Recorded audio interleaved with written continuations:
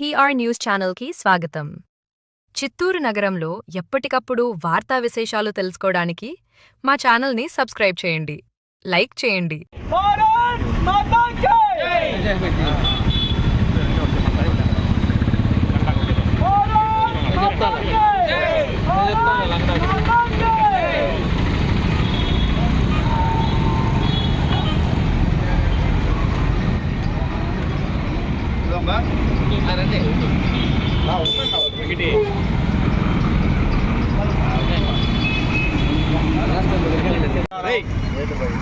ఈరోజు భారతీయ జనసంఘ్ వ్యవస్థాపకుల్లో ఒకరైనటువంటి డాక్టర్ శ్యామ్ ప్రసాద్ ముఖర్జీ వర్ధంతి సందర్భంగా సెంట్రల్ మండల అధ్యక్షుడు శ్రీ షణ్ముఖ్ గారి ఆధ్వర్యంలో ఘనంగా వారికి నివాళులు అర్పించడం జరిగింది.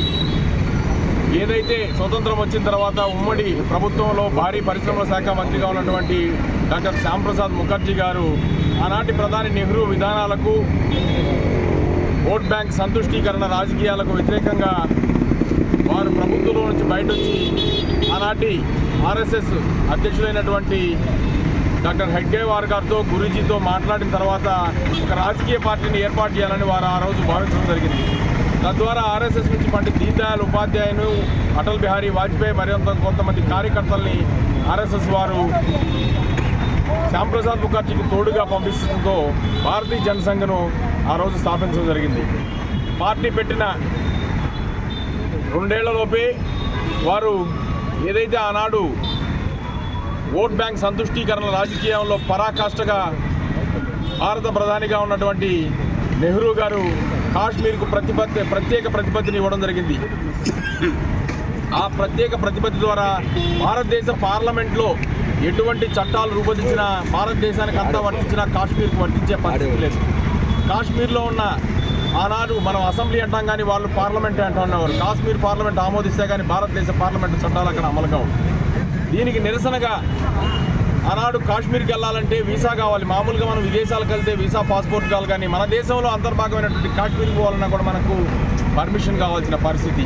దీనికి వ్యతిరేకంగా డాక్టర్ శ్యామ్ ప్రసాద్ ముఖర్జీ గారు ఒక దేశంలో 2 జెండాలు, 2 చట్టాలు, 2 ప్రధానమంత్రులు ఉండడానికి వీల్లేదు, నా దేశంలో అంతర్భాగమైనటువంటి కాశ్మీర్లోకి నేను ఎటువంటి పర్మిషన్ లేకుండా వెళ్తానని చెప్పి వారు బయలుదేరడం జరిగింది. అనేక మంది పెద్దలు వారిని వారించడం జరిగింది.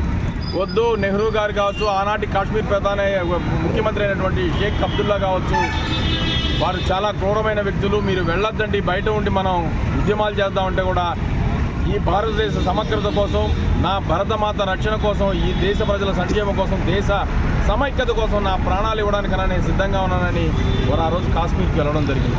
కాశ్మీర్లో అడుగుపెట్టిన వెంటనే వారిని అరెస్ట్ చేసి అక్రమంగా నిర్బంధించి జైల్లో వారికి ఒక రకమైనటువంటి అనారోగ్యంతో ఉన్నటువంటి వారికి మేము వైద్య శాఖ ద్వారా మేము వారికి ట్రీట్మెంట్ చేస్తున్నామనే ముసుగులో శ్యామ్ ప్రసాద్ ముఖర్జీ గారిని అంతమొందించడం జరిగింది. కానీ ఆ మరణం మీద దర్యాప్తు చేయమని చెప్పి దేశంలో అనేక మంది డిమాండ్ చేసిన, ఉద్యమాలు చేసిన ఆనాటి కాంగ్రెస్ ప్రభుత్వం, నెహ్రూ గారి ప్రధానమంత్రి ఎటువంటి విచారణ చేయకుండా దాన్ని సహజ మరణంగా చిత్రీకరించడం జరిగింది. ఈ విధంగా డాక్టర్ శ్యామ్ ప్రసాద్ ముఖర్జీ గారు మొట్టమొదటిగా స్వతంత్రం వచ్చిన తర్వాత ఈ దేశ సమగ్రత కోసం బలిదానం చేసిన యోధులు. వారి ఆశయ సాధన కోసమే 2019లో నరేంద్ర మోడీతో కూడా జాగృతితో నరేంద్ర మోడీ గారి ప్రభుత్వాన్ని మీరు అందరూ కూడా మద్దతు తెలిపి ఏదైతే వికసిత్ భారత్ 2047 అభివృద్ధి చెందిన భారతదేశంగా వారు తీర్చిదిద్దాలనుకున్నారు, ఈ సంకల్పానికి మీరందరూ కూడా మద్దతు తెలపాలని కోరుకుంటూ ఈ అవకాశం అందరికీ ధన్యవాదాలు. శ్యామ్ ప్రసాద్ ముఖర్జీ, శ్యామ్ ప్రసాద్ ముఖర్జీ, శ్యామ్ ప్రసాద్ ముఖర్జీ, శ్యామ్ ప్రసాద్ ముఖర్జీ, శ్యామ్ ప్రసాద్ ముఖర్జీ. భారత్ మాతా की जय, भारत माता की जय, मातरम मातरम, वंदे मातरम.